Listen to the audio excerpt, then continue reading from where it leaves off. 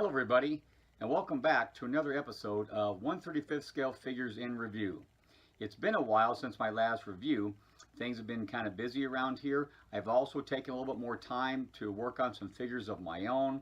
Okay, so I apologize for my absence, but that doesn't mean I'm giving up my channel, because there are a lot of things I want to be able to share with everybody, especially from us average Joe's perspective about what we can do with our figures. Okay, so today's episode is going to deal with what I call tools of the trade. These are the different things that we can use that are available to us to create 35th scale figures in construction, and then later on in one of the other videos I'll show will be how we work to complete those in a step-by-step process. So without hesitation, I'd like to go ahead and begin our 35th scale figures in review session of tools of the trade. Okay, as we get started in this session of 1/35th scale figures in review, these are basically the items I begin with, or I developed over the years in my arsenal, if you want to call it that, preparing figures for finishing and painting. Okay, there's a wide variety of items here. We're just going to go through a step-by-step process with you to kind of get a look at these up close. Okay, now depending on if you're dealing with plastic or resin, you're going to have to remove your figure pieces and parts from the carrier, and the carrier is what they use to keep the molds and create the molds from on the sprues or on the blocks. Okay, for example, here's our figure from Bravo. Okay, this is a resin figure that has a carrier block right down here, and you see the carrier attachments right here. Okay, on the other hand, then you have these figures from Tamiya, okay, that are set on a sprue, and these are the plastic figures that they have there. Okay, they both have to be removed with care, but they can use different ways to do this. Okay, from a plastic sprue standpoint, what you need are some good nippers and good clippers to be able to remove them. Okay, and I have these side cutters right here that I will use, okay, to go ahead and remove them from the sprue. Okay, and I'll give an example right here. Okay, and when I do this, I go ahead and will nip him off as so, and I leave a little bit of the nub, okay, left right here. Okay, and then if I choose to, with this plastic figure, I can take a different set of sprues. These are flush cutting sprues, and I can go ahead and take the little nib right here, or I can use my handy dandy trusty and always present X-Acto knife with a number 11 blade. Okay, if you don't have an X-Acto knife, hey, you need to get one immediately, because this is something that is invaluable, okay, for whatever hobby we're in, whether it be the tanks, the figures, the airplanes, or whatever. And usually the standby blade, because there's a whole bunch of different blades you can get from X-Acto, is a real simple number 11 blade. And from this point right here, I can begin, and I can go ahead and shave off, okay, the little nub right there with creating an indentation, okay, in the figure. All right. And then you also have, on most plastics, you'll have a seam that is created right here, a molding line. And this is also something you can use your number 11 X-Acto. You can scrape that off if you choose to. Okay? Now that's with any standard plastic figure. All right, now with a resin figure, it's going to be a little bit different. Okay, so I'm going to turn over to my Bravo 6 figure with the resin carrier. Now with a resin carrier, the vast majority of the time, okay, you're going to have to remove the block with a razor saw. Okay, and I have two right here. This is the Excel razor saw, okay, and you can get in different sizes. This is a fine blade right here, and what you wind up doing is you get as close as you can, okay, to the figure. All right, and then you'll begin the sawing action to be able to remove him from the main part of the carrier. After he's removed from the carrier, you can take then your X-Acto knife, okay, and then begin very carefully trimming away the excess carrier that might be left. All right, a lot of times, well, most resin figures today, and we're talking a vast majority of really good ones, Alpine, Evolution, Rado, Stalingrad, Bravo 6, all these resin figures are really good these days, and they try to minimize the attachment point as much as possible. That way there's little damage, and there's going to be very little cleanup that you're going to need to have. Now another X-Acto blade that I have, or a razor saw that I have, this comes from CMK, okay, and this razor saw I use a lot more than I use my big one because it's so handy and light. This one has two different sides to it, okay, a fine blade and a little bit more coarse blade. Regardless, the more coarse blade I'm going to use to go ahead and get in here, okay, and remove the carrier from that. And also when you have another carrier that has the weapons and the webbing gear and things like this, you might want to use the fine one. Okay, and then what I do after I get done removing them, any excess larger chunks, I'll go ahead and take my side cutting up close flush nippers right here, and I'll remove those little plugs. Okay, and once again, the really big thing about the resin is you try really hard not to damage any of the pieces and parts that might be attached. And this is Bravo 6 does a really good job of rendering all the moldings. Okay, so that's the two different types of nippers you can use. The exact or the razor saws you can use, but still the standard tool we go to is usually the X-Acto blade with a number 11 blade to finish up any cleanup we need to do and things like that. Now, speaking of cleanup, all right, after you've done that, you've got your figure removed, he's removed, you've taken care of all the attachment points. Now comes the cleanup part. And I have to tell you, one of the biggest changes I've seen that have come our way, okay, are these sanding sponges from Tamiya. Okay, I'm going to go ahead and give you a good look here if I can. Okay, this is a 400. Obviously, the lower the number, the heavier the grit. Okay, so this is going to be very coarse right here. Okay, the 600, of course, is going to be a little bit less coarse. Okay, and then for finishing things up, the bigger the number, the finer the grit. I'll use my 1000s. Okay, and this is very, very fine sanding sponges. And what you do, and you can see I've done this here already, you take your scissors or whatever you'd like to, okay, and then you can cut them up into different workable sizes of squares. Okay, and these are excellent. Okay, the 400 will take care of any large chunks that you have. You go to the 600, but then I usually will finish up with my little sponge piece that is the 1000. And I'm telling you, these conform to the shape of the body very well. Okay, you're not going to lose a whole lot of surface detail as with the 1000, and it does an excellent job as a final cleanup, okay, of working with these figures both in plastic and in resin. Okay, so one of the things that you need to look at is what type of things you do to finish your figure, as far as like sanding them down and getting them ready for the primers, are going to be your abrasives. Okay, another set of abrasives that I've used over the years are going to be sanding sticks. Okay, and I have my ultra fine. Okay, these are from Flexfile. My ultra fine. Okay, my regular or medium size, and then I'll use my coarse. Okay, now a lot of times what I'll do with my coarse, and when I get the feet taken care of and cleaned up, I'll take the sole of the shoe and I'll run them over the top of my coarse sanding stick, and it usually gives me a fine finish or a flat finish, so that way I can see if the figure needs to rest properly where he needs to be. Okay, all right, now after we've done that and we've done this, now comes the time for our adhesives.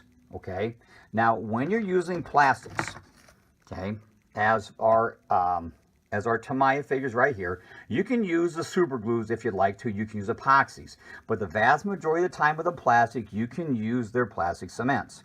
Okay, I've gone and started using a lot more of Tamiya extra thin cement, which has a great capillary action. That means when you apply the glue, it'll run right into the little cracks and crevices that are created there, and it attacks the plastic and will bond the plastic together. Okay, but it moves very quickly, and I will tell you this, a little bit works a long way, so that way you don't have a mess. It's very aggressive to the plastic, so you have to be careful not to put it in certain places of the figures because you will lose surface detail. But because it is a reactive aggressive plastic thin or plastic glue, it gives you a little bit of working time so you can move the figure and position the arms or whatever you need to. Now, what I've done for years, okay, and this is the old standard standby liquid glue in the plastic from Testors. Okay, this has a needle applicator right here. Okay, this is a slower reacting aggressive glue to the plastic, not nearly as fast or aggressive as a Tamiya extra thin, but it does a great job. But this is slower, and it will give you lots of working time so you can maneuver the figure, his arms, his head, however you want to position him. Okay, now these glues will not work on resin. Okay, resin is an entirely different medium.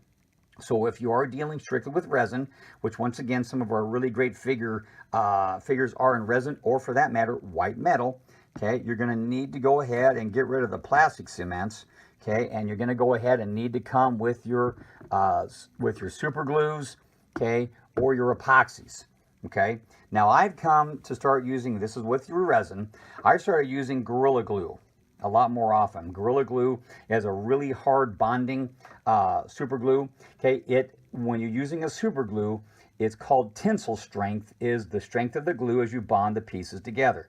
Okay, and so some of us, I'm sure, have done this with our fingers. It's not reacting, it's actually taking one part of glue to the other part of the glue and then bonding those there together.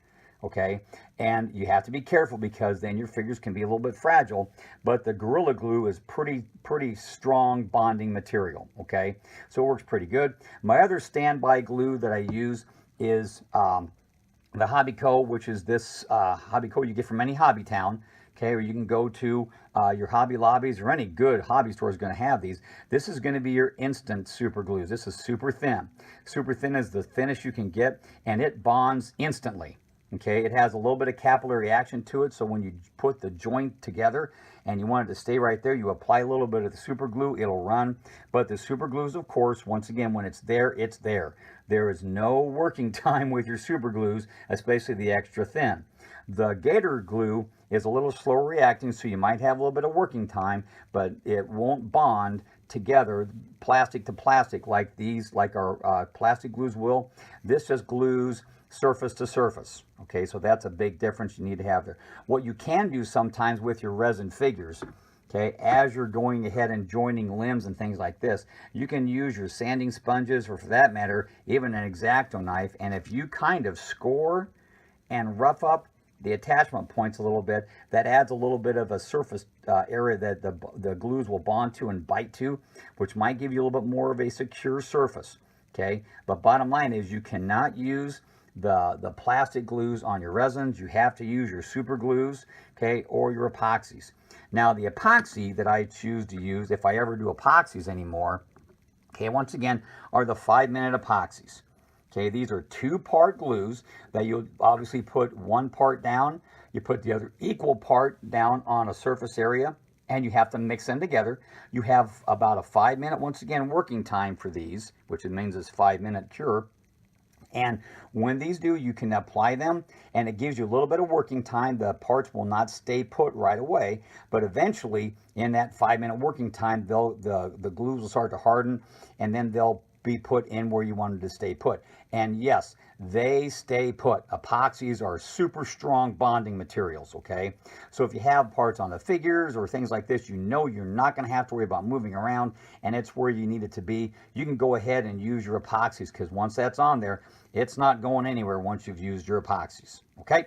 Now, as we've had our figure together, I'm not going to talk a whole lot about primers, because that's going to be the finishing portion of our topics, okay, when we get into actually finishing. But you can use all different kinds of primers that you'd like to use.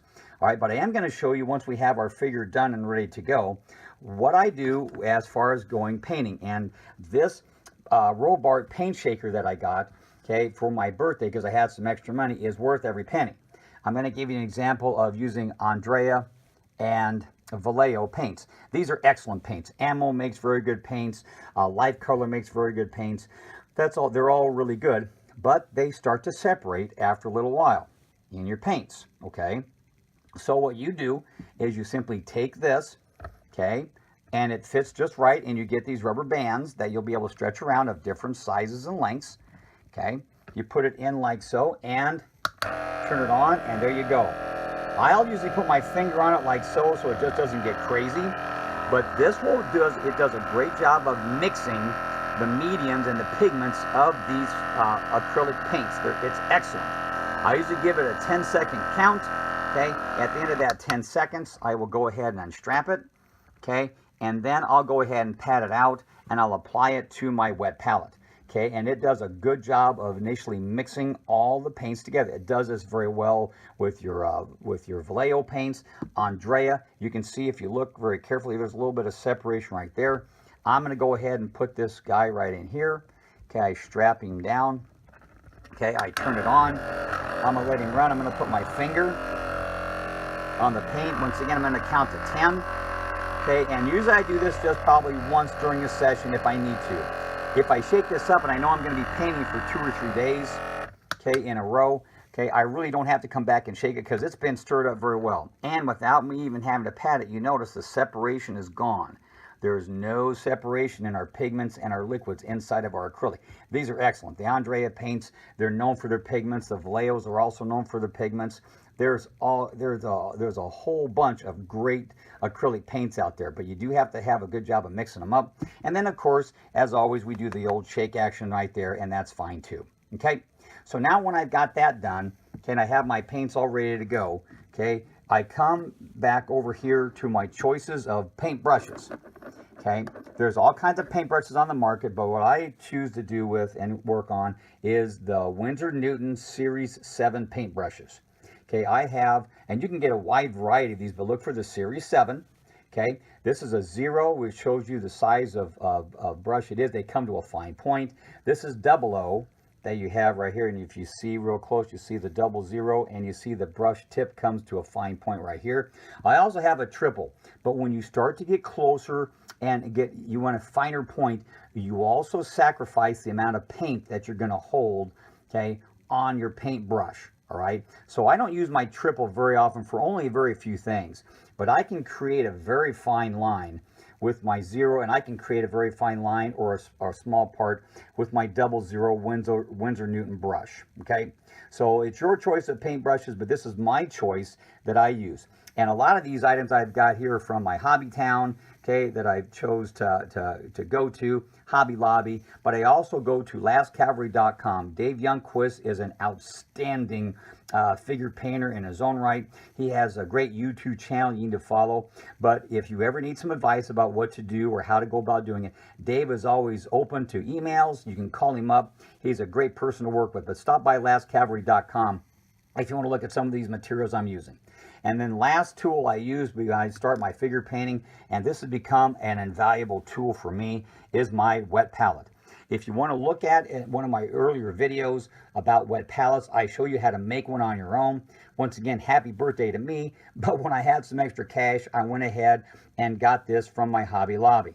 Okay, what it is very simply, okay, it's a sponge inside of a surface here that you have. Okay, you put down your paper. Okay, you make sure your sponge has a good coat to it. You apply your paints there. You don't need to have it overly wet, but it needs to be very damp. And then you work with the wet paints. I can't tell you enough how it is, how valuable a wet palette is if you are working with acrylic paints, and even for that matter, oil paints. For us that have become and developed ourselves a little bit, okay, even for beginners, make yourself or get yourself a wet palette. I can't tell you enough how this has dramatically helped my painting, okay, and I know it'll do good for any average Joe or beginner painter out there. And then when you're done with that session, you'll close it up, okay, and then these paints, because they're inside the wet palette on the sponge, these paints will stay good for, I'd say, goodness sakes, they'll stay good for a week. You'll come back, just add a little bit of water to them, and you're off and running again, okay? But make sure you close it each time, otherwise your paints and your palette will dry out, okay? Once again, please go back and look at one of my previous videos, and it is entitled Working with a Wet Palette. Okay, that's it for the Tools of the Trade video right now. I'm going to show you some of my figures and some of my vignettes that I've done in probably about the last year and a half since I've started to kind of develop and work on these tools and kind of expanded my knowledge and techniques with different places I've gone and different things I've learned. But these are all the tools that are available to anybody here, okay, out there in our little hobby world, if they want to make their figures better and keep practicing to get better. And once again, it's all about the practice makes perfect, okay? Nobody should ever be satisfied with their work because we can always make ourselves better. So I'll show you some stills of some of my completed vignettes and figures that I've done using all these tools, and that's going to be it. Hey, until next time from 1/35 scale figures in review, we'll see you then.